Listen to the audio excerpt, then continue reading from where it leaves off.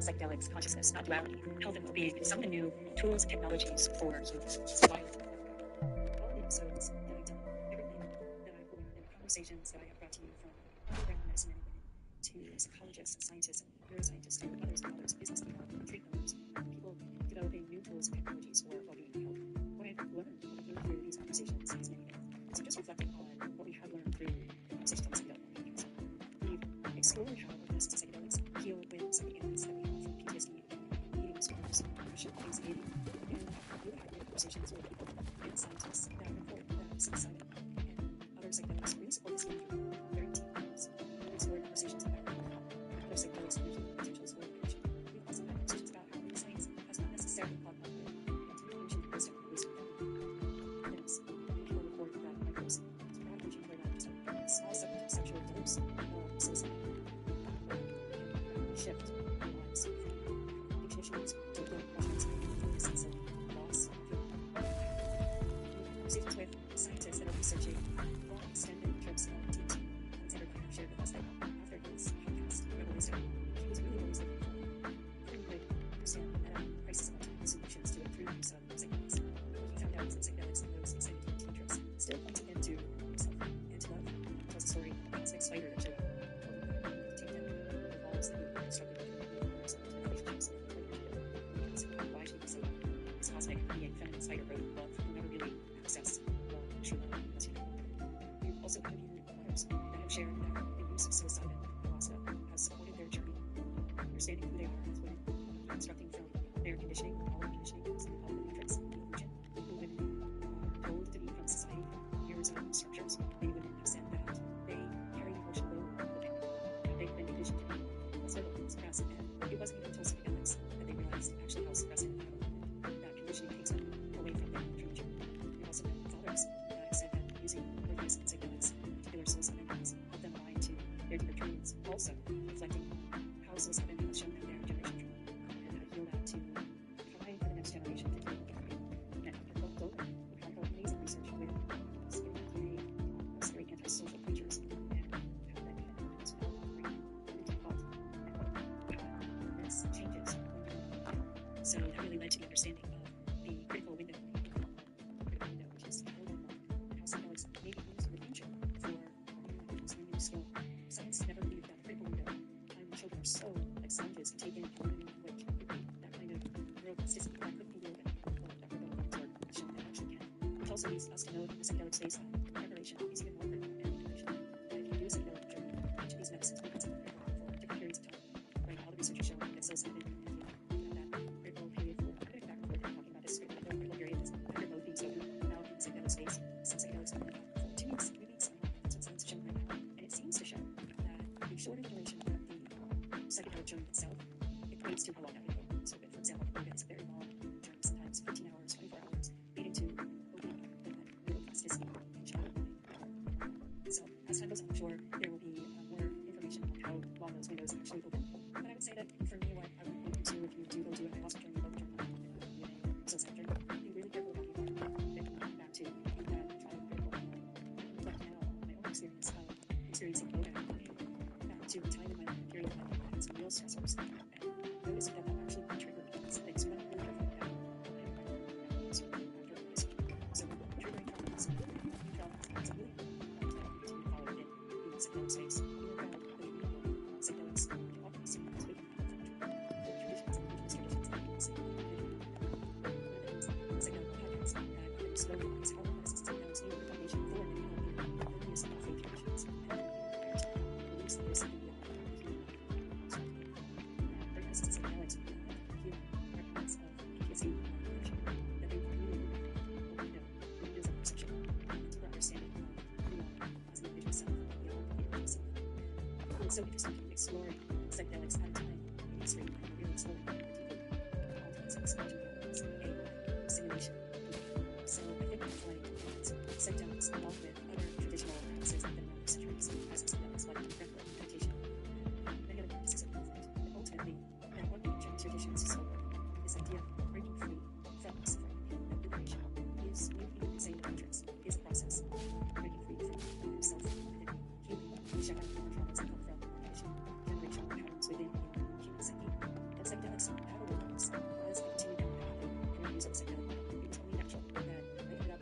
is a deep exploration of reality, because often in psychedelic experience, whether it's with cognitive still what we see is the reality that we visually see, where the light comes in our eyes and reflects onto our brain and projects image the world, what we're seeing right in front of us, isn't reality. Scientists are saying that there actually is no shared reality. We all have our own experience of reality based on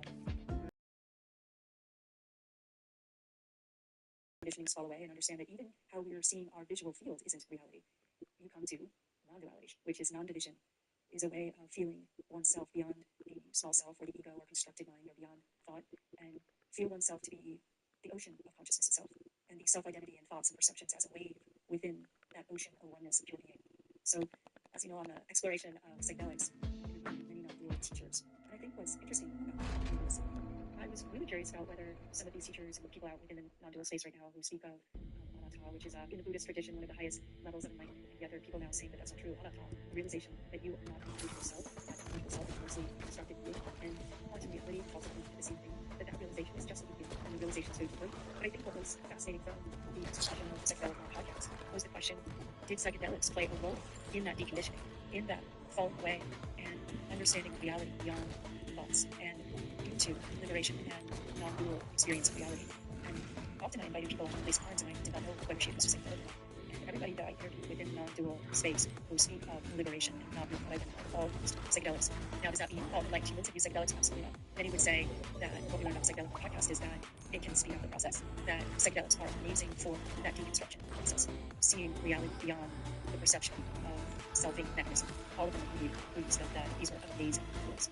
And so whether it's a modern human looking for enlightenment and freedom, or it was the past, like the Lucian mysteries, things that were journeys that happened for 2,000 years that people spoke of in that time, Socrates and Plato, all drank idea, a drink of wine that supposedly had forgotten, which is like an LSD experience, all spoke of freedom from fear of death.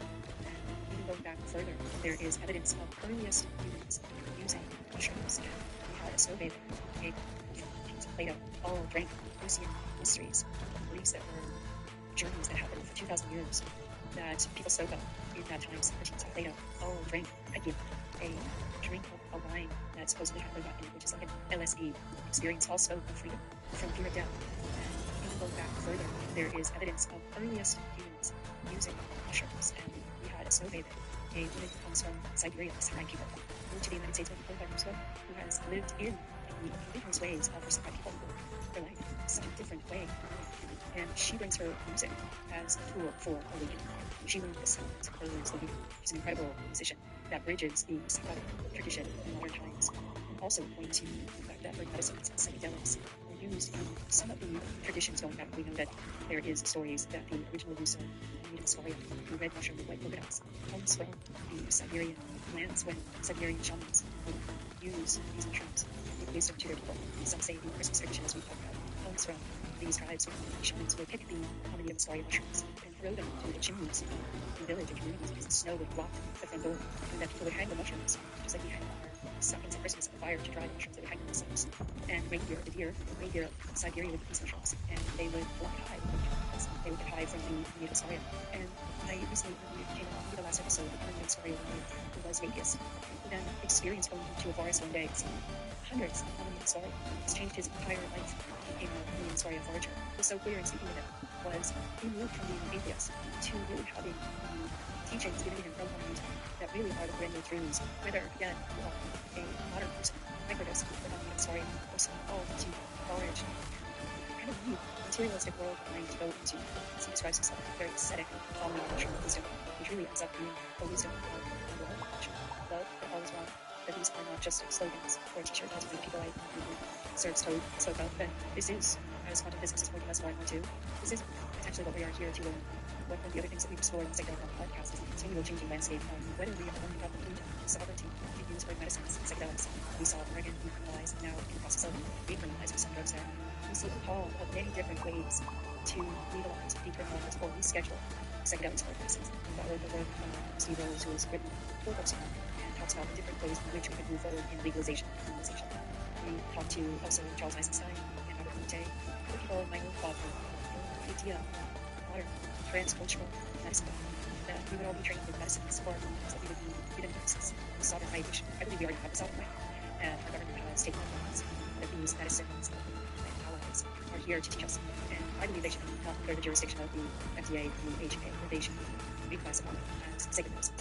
Many believe for the reasons why the Western society is, how would you describe their fall? It's not a great picture. They believe that one reason is the lack of use of their medicines and psychedelics in initiations, initiating our young men.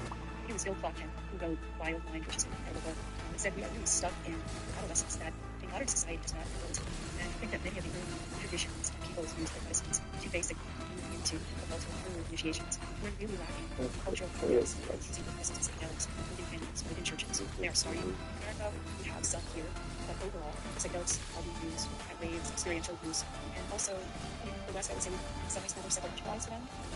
As much as I believe in the healing potential of psychedelics, for all the things that we've named so far, that potential we could have the levels of suicide, depression, eating disorders, isolation, PTSD. If we maybe have these community-based initiations available to us and return back to the deep connection, as all these medicines do, connection to earth, with this living being nature itself. That separation, many people came on and spoke about that. It's an illusion, and things were flawed. We are controllable. But as we see with Cydia, it is the internet of the planet. It is deeply connecting all of nature, and it is calling us. Many of the people spoke of nature calling us. But as we see with Cydia, it is the internet of the planet. It is deeply connecting all of nature, and it is calling us. Many of the people spoke of nature calling back through her medicines, calling back to the breath, to the deep connection of what is simple, to the connection of truth, authenticity, really deeply knowing oneself, deconditioning oneself, and then going beyond that conditioning to serve oneself, be of service to this world, and absolutely love being this journey. It's been so incredible to meet so many beautiful people who are deeply wanting to wake up to their true nature. And part of that path is absolutely destructive and painful. When we speak of doing medicines and psychedelics for to heal, it is unavoidable to meet the darkest aspects of ourselves, our family and generational conditioning, the darkest aspects of humanity, the ego, and the karmic knots that we come in with. Meeting those parts of ourselves, some would say we're going to dissolve them, feel them around with greater love and passion, is not a walk apart. This is hard work. This is, as some would call it, the work or like what you're called to do. And people call it the dark night of soul. This really is getting to the point of meeting what annihilation feels like, meeting death feels like, maybe feeling the original separation from that which is all source, beings itself, to the individual self. It's meeting pain, maybe that original feeling of separation. And the dark night is to face oneself in all its complexity, shadow aspects of self, lust, desires, wanting, aversions to certain things, judgments. Or medicine psychedelics bring us to that very aspect of ourselves. Doing that work is hard. It actually, I would say, as much as I think you do medicines and psychedelics within supported space and experiential space, the deeper phases of deconstruction will probably teachers, someone who walked on the path before you, because it can be disorienting to lose your ground of being if you grew up with certain conditioning, and then the cultural and social conditioning. But then you also take all that away, and then you take the conditioning of you as a self, an individual self, the way you perceive the world. That is deep deconstruction process. And so one of the things I can say on the journey of doing this work and supporting others in the way is find someone to hold you in that space and to help you to continue to come back to the passion for all the parts of yourself. We learned that doing the deep shadow work is not avoidable, as I just said. And so how do we do that? How do we do that in a way that we're not re-traumatizing ourselves and being held by someone who's on the work or is in the process themselves, a few steps ahead, who is calling, who is the language of compassion, who can meet you with openness, curiosity, teach you to move yourself with openness, curiosity, and compassion. All these things become so essential in the path. Community becomes essential in the path. And the other thing that we learn on the Psychedelic podcast are also somatic tools, whether that is dance, movement, learning how to reset the vagus nerve, learning how to work with fascia, that really into your true nature, going through this binding process is actually very physical. Dr. Angela Lula, who I interviewed, spoke of it being a very biological process, that this is both physical, spiritual, mental, it's all the aspects of ourselves. We also met people that psychedelics were working on biological, that took psychedelics for migraines. We met Jim Harris, who took psilocybin after being paralyzed, and did them recreationally, and they fired back his leg muscles that had to work. This really took him down a deep path of working with psychedelics and creating conversation around the use of psychedelics for people that are not body able in the same ways. Had injury, or we talk to people that have had traumatic brain injury, and how yoga I became helping heal traumatic brain injury, whether that's sports, veteran. Dr. Dan Pico talked about that for himself. He dove into a pool and broke his neck. He wrote the book, Comprehensive Guide to Traumatic Brain Injury. What we learned San Pedro, LSD, have different ways of working with us, but similar outcomes. That whether it is plant medicine or synthetic medicine that people report healing and feeling deeper connections. Now, obviously, I'm sharing the rosy pictures of psychedelics and earth medicines. We also know that in earth medicines and psychedelics, different ways of working with us, but similar outcomes. That whether it is a plant medicine or a synthetic medicine, that people report healing and feeling deeper connections. Now, obviously, I'm sharing the rosy pictures of psychedelics and earth medicines. We also know that in earth medicines and psychedelic spaces, abuse is happening. We know that harm can happen in these spaces, and that when you are not prepared for a psychedelic, mentally, physically, and now we know that even if you're not prepared sensibly,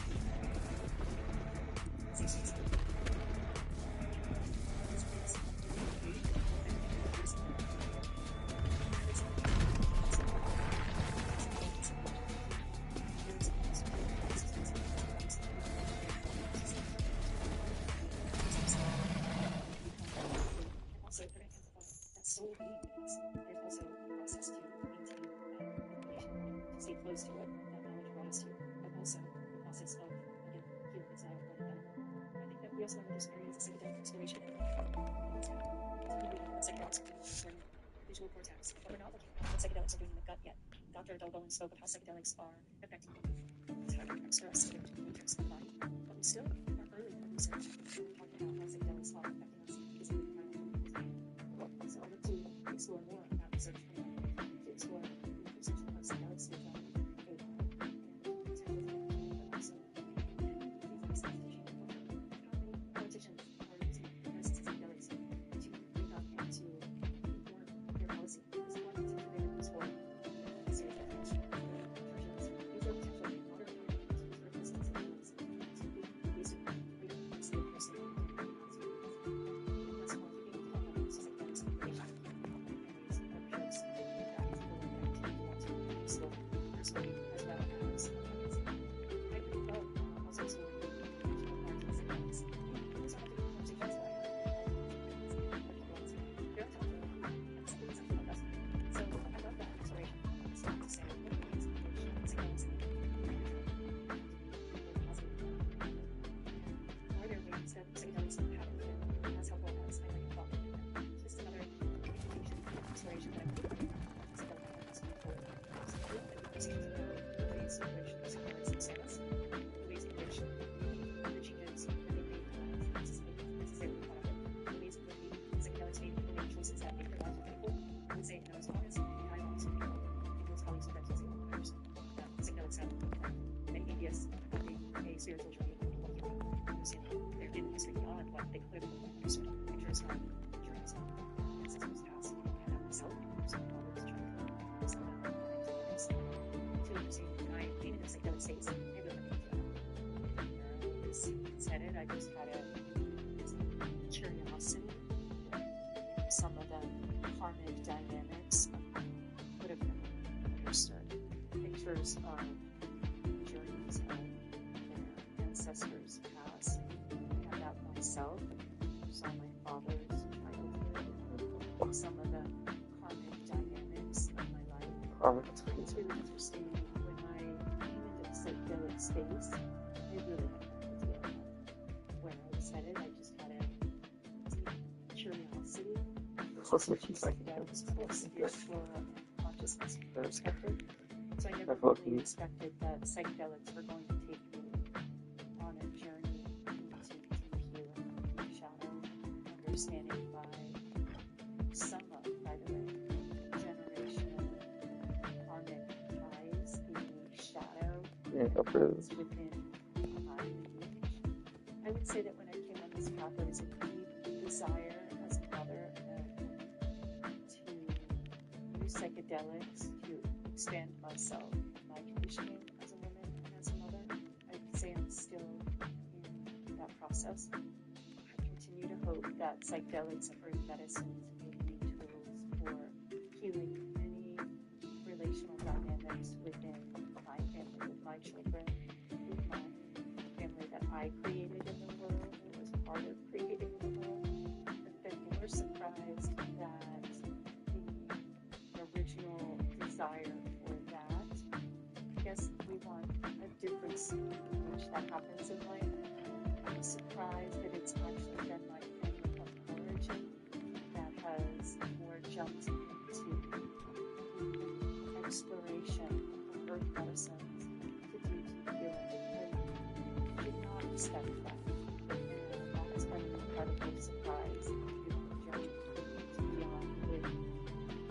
to the original desire for that. I guess we want a difference which that happens in life, and a surprise that it's actually been my family of origin that has jumped into exploration of earth medicine. Did not expect that. Can't believe it. Bro. Yes, Andrew is good. When and if people will become open to those conversations. So, where has this all taken me? Personally, not what I expected it. Definitely. You think?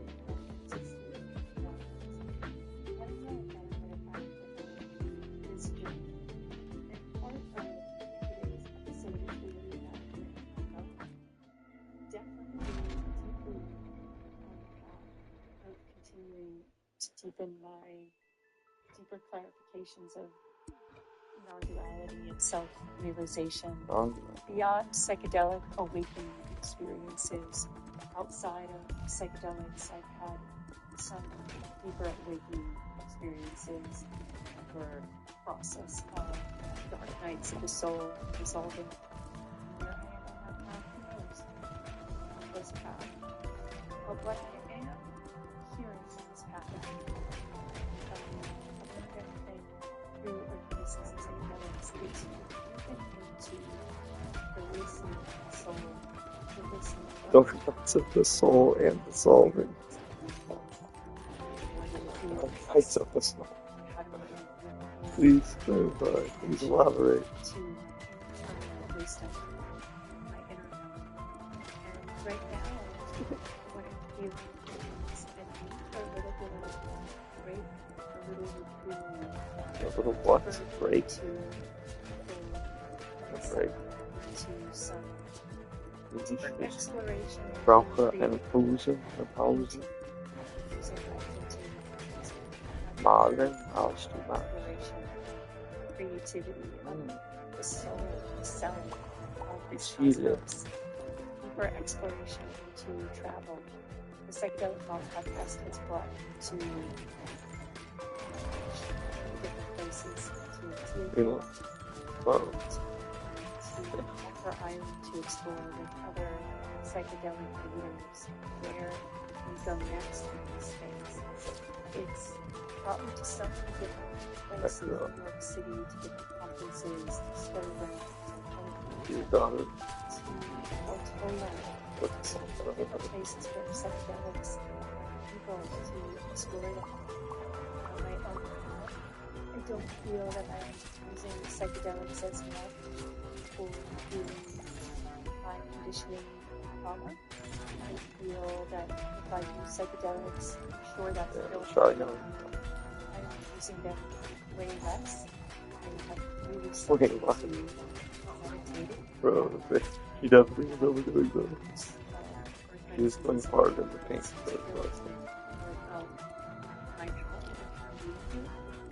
It's interesting the shift of the medicines. I have not been a microdoser. Recently I started microdosing on the uterus fire a little bit. I have a chance when I'm in a place that I tend to explore meditation with 5-MeO-DMT, small doses. I plan on doing probably this year another maybe deeper dive with either ayahuasca or psilocybin treatment. So my personal journey of psychedelics continues. And at the moment, I feel I'm being called to take a break from work. Keeping my clients, my current clients that I have, who I'm walking on the path of doing both shadow work and non-dual protein. But I'll take a break from the podcast for shadow work, maybe a month. So you may not see a Psychedelic Mom podcast show for 2 months, I would say. So this is just letting you know that I'm following my deep wisdom podcast for work. I'm keeping my clients, my current clients that I have, while walking on the path of doing both shadow and work routines. But I'm taking a break from podcasting for maybe a month, so you may not see a psychedelic on couch for a few months. So this is just what that I wisdom. I'm going to explore this time period. Creativity, play, what wants to grow out of the conversations that I have, the medicine journeys that I have, all the connections that I have created through the Psychedelic Mom podcast, the community, both the non-dual community as well as the psychedelic community and the art community. So I'm just going to take a thought to really explore both art and wisdom, see where life wants to take me, also to explore the direction of the psychedelic. I am actually some scar microdose, mushroom microdoses,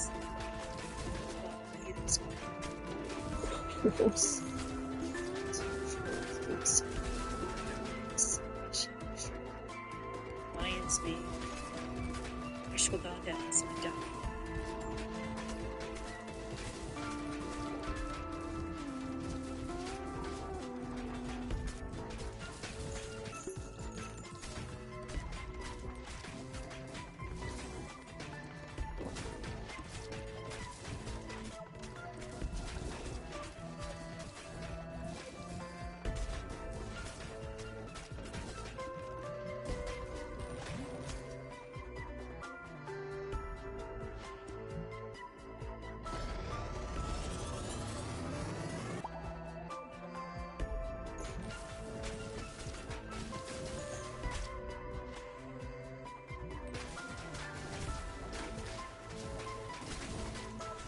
Seeds, broccoli, muscaria, legal, microdose, and also nootropics, reishi, shrimp, lion's mane, ashwagandha.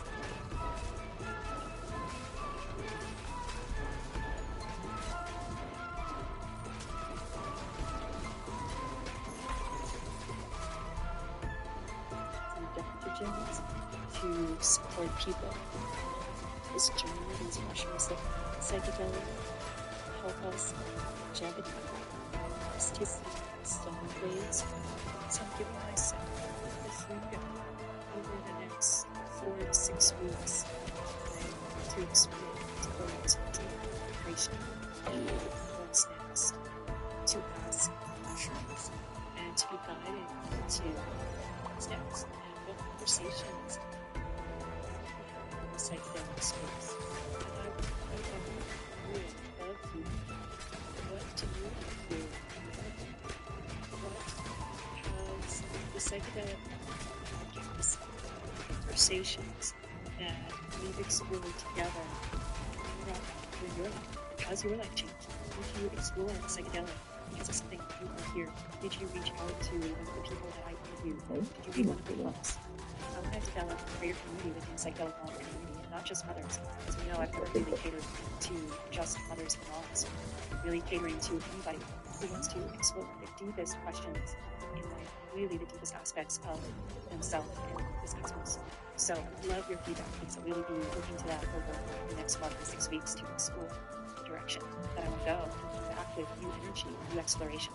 So I want to thank you for being on this path with me and for exploring these medicines in yourself so deeply. If you're on this path and you're doing this work, thank you for the work that means it. This is not starting to really my loss in the shadow. It was hard because keep pushing those edges, keep getting involved where you can in stigmatizing these incredible plans that Mother Earth gave us to explore ourselves so with. Keep getting involved in aspects of healing state. I would point you to Dr. Alexander Dr. Richard's book, Comprehensive Guide of Psychedelic Therapy. Really look at that book if you are planning on doing it. If you're planning on certain medicine. find out how to do apprenticeships. Serving Team yourself first. Find the safest people to serve you next in the safest places. That's Continue you. to do That's your daughter. and continue to reach out.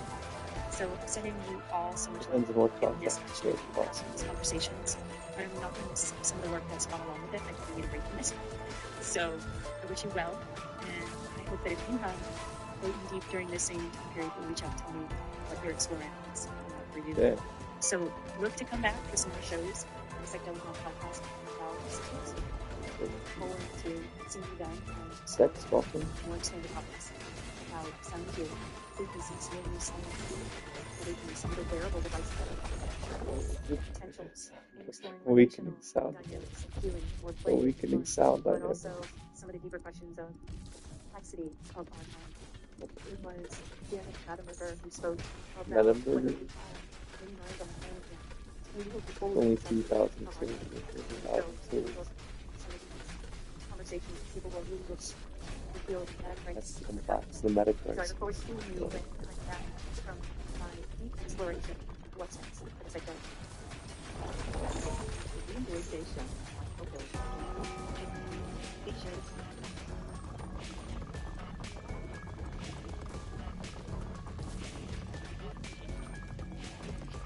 Extended the experiences are understood. The final role of vulnerability. And reshape women to yourself and challenge societal conditioning.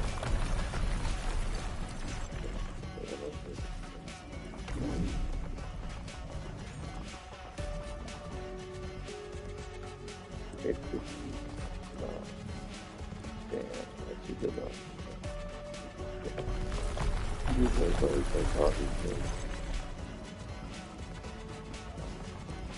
crazy.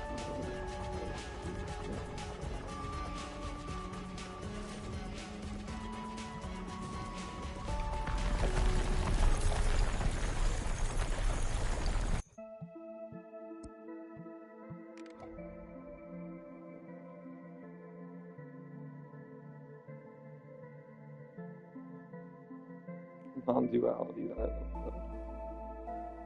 The non-dualist.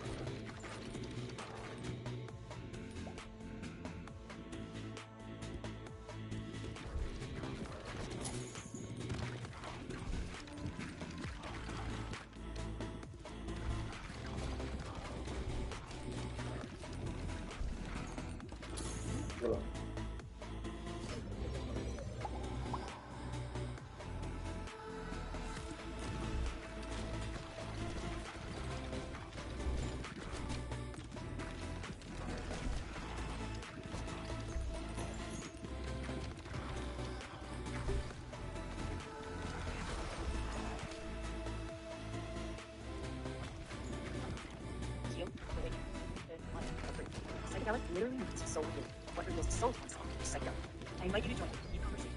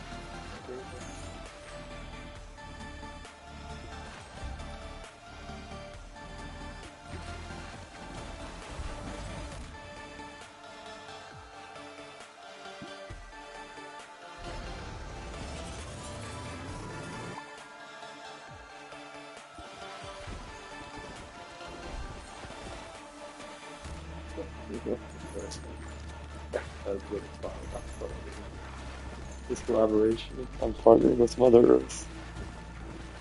Oh, that's so partnering with Mother Earth.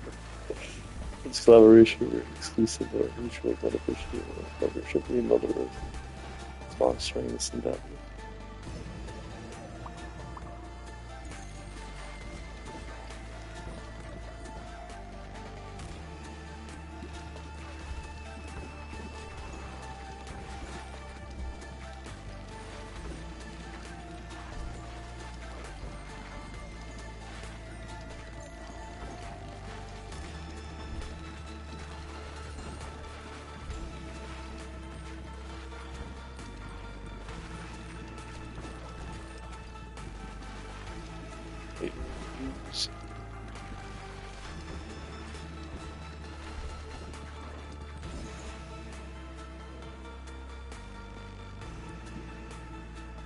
Begging pardon.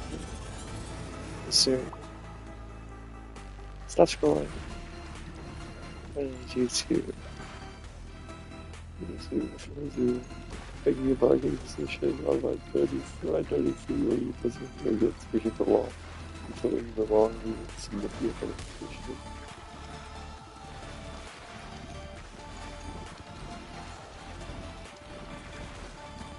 I can't believe you put that fucking nigga in there.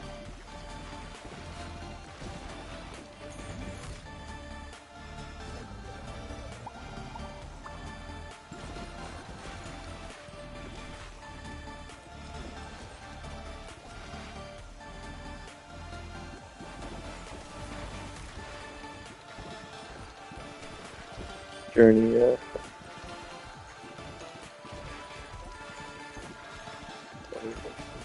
this medicine, your sacred ally, sacred earth medicine ally, yeah.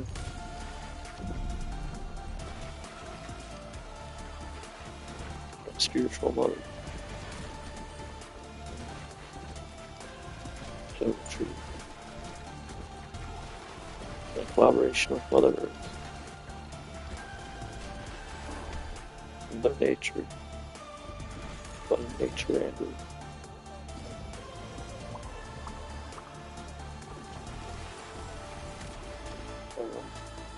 soul revealing. Soul. Wow. That's so good at this group. Yeah.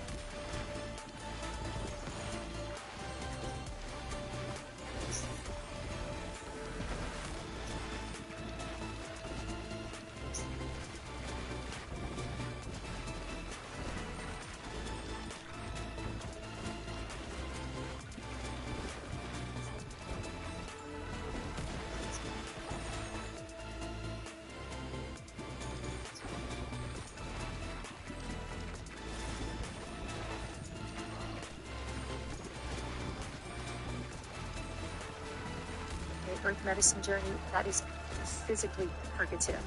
And Earth medicines will show us the very thing that we no longer need in our life. And sometimes it will make it really uncomfortable. We'll feel the discomfort of the very thing and aren't clean.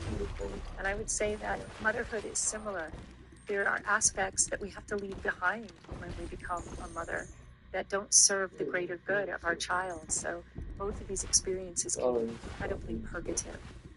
Earth medicines and motherhood show us the beauty, our ultimate connection to all of things. When you enter an earth medicine space, I don't know if you've had this experience, but you feel like you are viscerally connected to Mother Earth, that you are part of the soil, that you are one with the trees, that the wind is your very breath, and that you are connected to every living, breathing human being and being on the planet. And I would say that what motherhood does is that very interconnectedness, that very interbeingness is manifested in physical form. Suddenly, the life force that moves you in a psychedelic journey and beats your heart is suddenly creating a body within your body. And you are deeply connected with this umbilical cord. And even when that cord gets cut, there is a deep connection to your child like nothing you've ever known. We experience that in an earth medicine journey with the mother, deeply connected to a mother that feels more like our mother than our actual human mother. So in an earth medicine journey, this interbeingness is definitely felt as a mother and the journey of motherhood. Both motherhood and earth medicines are ultimately teaching us about love, about unconditional love and what that feels like in our bodies, how to have that in our very cells and in our souls. They teach us about non-judgment, compassion, patience. Earth medicines can bring the very wounding up and all those deep emotions when we weren't loved unconditionally or when we felt rejected, what that actually feels like in our bodies. Motherhood can do the very same thing. We can feel deeply within our bodies the love of our children, and we can also feel the aspects, maybe past parts of ourselves or relationships that left us not knowing what love is by experiencing what it wasn't. And it lasts Maybe a this lifetime. Medicine journeys last about 5 hours, maybe 24 hours, but ultimately there is an end to that journey. Motherhood is really this lifetime journey. It is a heroic dose. Okay. All I heard is such wrong, but that's fine. I Really also connect us to the cycle of birth and death and all of the emotions. You may have Nice a up here. psychedelic experience or earth medicine experience and contact the emotions you need to know deeper. Okay. You may experience sadness and joy without joy and profundity of all the emotions that you carry. And motherhood is quite the same. You'll experience rage, anger, grief, joy, beauty, everything really. All the emotions are part of both of these journeys. The other similarity is when you need incredible integration, when you have a earth medicine experience, you don't just magically leave embodying all of the wisdom that it taught you. You don't suddenly wash away and let go of everything that it showed you that you needed to wash away.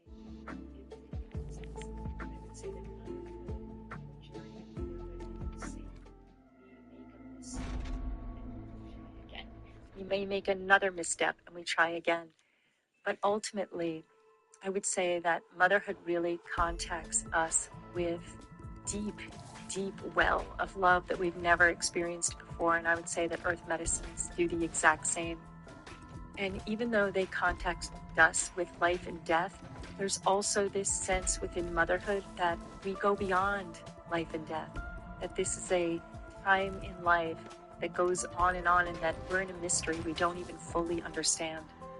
I think the other thing that earth medicines and motherhood journeys are similar in is an earth medicine will show you your lineage, the patterns that come through your grandparents, your great-grandparents that you never even met. It would show you, like, what you hold from them. Indigenous cultures have been saying this for a long time, that when you heal something, you heal it 7 generations back and 7 generations forward. Well, our Western science is just catching up with that with epigenetics. We've always known that, like, I have blue eyes because my father had blue eyes, and that I carry physical characteristics of my parents due to my genes. But one of the new findings in epigenetics is that we also carry the experiences, the emotional experiences of our ancestors. So, what earth medicines do is they show us that. And what motherhood does, it shows it in a different way. I don't know if you've ever been doing something and thought, oh my God, I just became my mother. Or, oh my God, I just did something that reminded me of my grandmother. I just spoke to my child in a way my mother would have spoken to me. I'm nurturing my child just how I felt I must have been held. So in both these ways, we're really contacting the fact that we are not just this single human being. We are connected to not only the Great Mother and the Great lineage of Mother. all things, but we are deeply Great flying schedule. From earth medicine, oh maybe that's accepting the mess, knowing that it isn't perfect, that you're going to struggle through this process, and that struggle is helping create every kind of beautiful thing you do as a parent and every mistake you made is part of the process. And the earth medicine journey, it's just the same. You're just experiencing something, and in some ways you have control over it, and some ways you don't. So, what does it mean to be a psychedelic mother? How do you do that? Well, I often say, if you've been following me, that psychedelic means soul revealing. That which reveals our soul, our primordial truths, our authentic self is psychedelic. And certainly earth medicines and psychedelics do that. But so does motherhood. And it does it on multiple levels. So to be a psychedelic mother, we also have to look at what is psychecliptic. So, psychecliptic means soul concealing, and we can be unconsciously psychecliptic or we can be consciously psychecliptic. So, when we're talking about psychedelic motherhood and what that looks like and how to show up as a soul revealing, authentic mother, we first have to look at psychecliptic.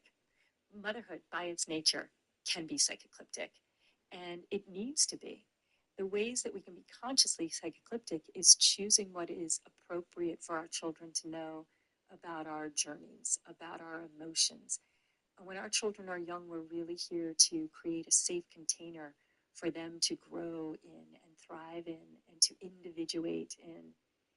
And to be a mother, some of our own emotions and feelings and aspects of ourselves needs to be hidden, needs to be not revealed.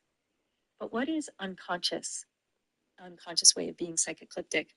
That would be all of our conditioning, our familial, cultural, social conditioning that we're not aware of, that basically reprises again and again generationally. So, for example, I'll use myself. I grew up, as we all have, in this patriarchal structure. What is internalized patriarchy, and how do I reprise that unconsciously? How do I maybe diminish my voice in ways that I just learned that was what I was supposed to do? Mothers are certainly a scrutinized population in the world. And as women, we have learned in many ways to not share all of our emotion and to amputate aspects of ourselves. So to be unconsciously psychocliptic is to not know that and to reprise that within our systems of family. To be a psychedelic mother is to know the difference between the two and to have the courage to look deeply into the ways that we may not be showing up authentically, to dive deep into our soul and to shine the light on all of our conditioning and ask the deep question, does this serve me anymore? What masks and filters am I putting on? Where am I not authentic? So to be an authentic mother, a psychedelic mother, is to show up authentically and to know that we are always on the fertile edge of growth, that this is a process, that we live the psychedelic motherhood moment to moment by our choices, by the way that we show up. It's accepting the imperfections and the mess, knowing that they are part of the process. I would say another way is to shift this dynamic of parenting. I think a lot of parenting in the past was performance parenting. A lot of parenting was, I want you to be like this because this is good for you. I want you to hold these beliefs because these are our family's traditional beliefs.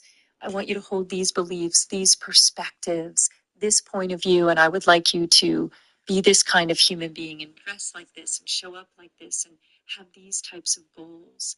And ultimately, to be a psychedelic parent is to know that your children come through you and that they are here to individuate, to have their own soul's journey, that you are here to guide them and to be stewards in that process. And this is a bumpy ride. This isn't easy. I'm making it sound like it's so easy, and this is exactly what I did. I'm speaking this from different mistakes and missteps along the way. And I think to be a psychedelic mother is to acknowledge that and to constantly be willing to adjust, to learn, to adjust, and to continue to learn how to love compassionately, non judgmentally, unconditionally. First, ourselves. If we as mothers don't first have full, deep love and self love for ourselves, we certainly can't give that to our children. And if we have deep wounds, to be a psychedelic mother is to go into your deep wounds. Because ultimately, if you have unintegrated parts, you're just projecting them on to your children unconsciously. So this is where earth medicines come in. How can earth medicines and psychedelics help us become better parents?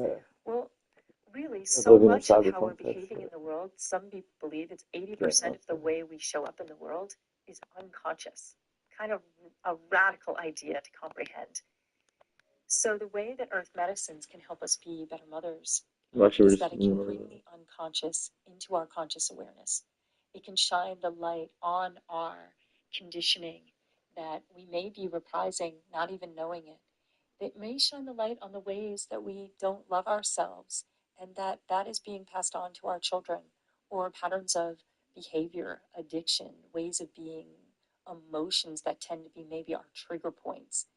Earth medicines can shine the light on these things so that we can show up differently in the world, or to heal deep repressed wounds that we may not know we have, but they're still playing out in our lives. I would say that the other thing that earth medicines do to help us become better mothers is showing us that link between generations. Let me actually speak of different medicines in my own experience of them.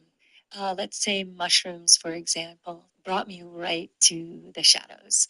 It showed me aspects, doors that I definitely didn't want to open. I got that real uncomfortable feeling when I first took psilocybin, and it was like, oof, what is there?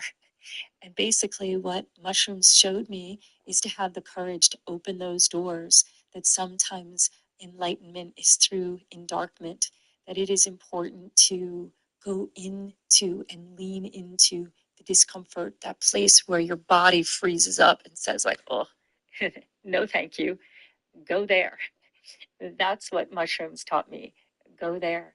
And it is through there you will gain an aspect of yourself.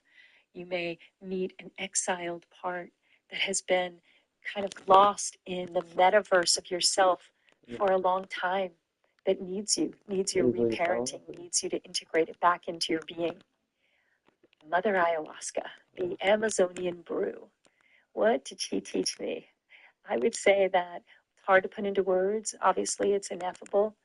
But one of the greatest teachings that Mother Ayahuasca, Grandmother Ayahuasca, that we are oppressed and suppressed in ways that we don't even realize, and that we've been objectified on line, and this body is for my intuition to flow through.